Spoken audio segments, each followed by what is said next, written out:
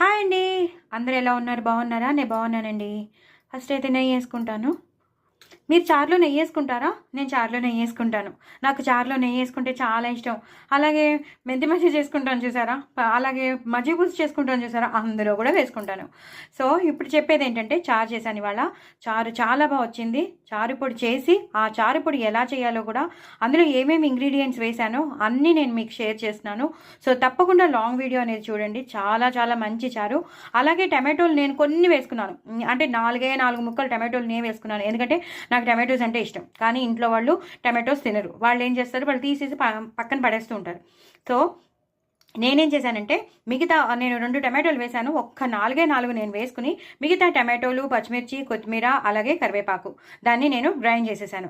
ఆ గ్రైండ్ చేసిన పేస్ట్ నేను వేసేసాను. సో దీని మొత్తం ప్రొసీజర్ నేను మీకు షేర్ చేస్తున్నాను కాబట్టి తప్పకుండా చూడండి. చాలా చాలా బాగా వచ్చిందండి.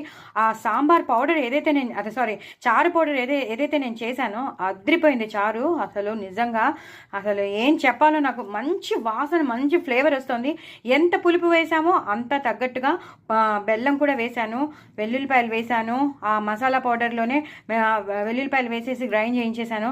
అబ్బాబాబా సూపర్ ఇంకా చెప్పలేను, అంత బాగా వచ్చింది. ఇలా తినేసేయాలి. పిల్లలైతే వదిలిపెట్టారు. అది చంటి పిల్లలు ఉంటారు చూసారా?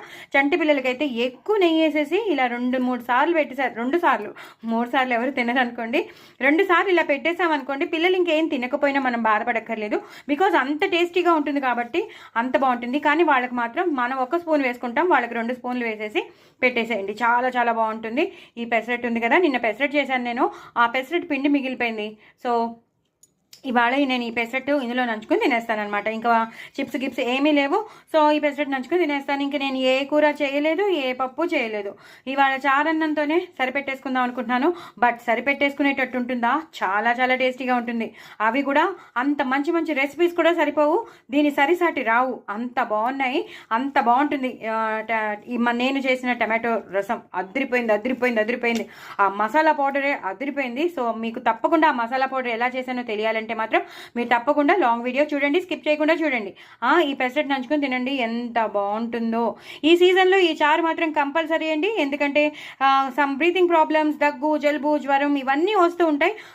అలాంటప్పుడు ఇలాంటి చారు చేసుకుని తిన్నాం అనుకోండి, చాలా చాలా మనకి రిలీఫ్గా ఉంటుంది. తొందరగా కూడా మనం రికవర్ అయిపోతాం. సో అందుకే చెప్తున్నాను, డూ ట్రై ఇట్ అండి. నా ఛానల్ మాత్రం సబ్స్క్రైబ్ చేసుకోవడం అస్సలు మర్చిపోవద్దు. వెరీ వెరీ టేస్టీ రసం అండి, అదిరిపోయింది. ఇంకా నేను చెప్పలేను, మాటలు లేవు, మాట్లాడుకోవడాలు లేవు, అంత బాగుంది. నా ఛానల్ మాత్రం సబ్స్క్రైబ్ చేసుకోవడం అస్సలు మర్చిపోవద్దండి. చూడండి ఎంత టేస్టీగా ఉందో. ఇలా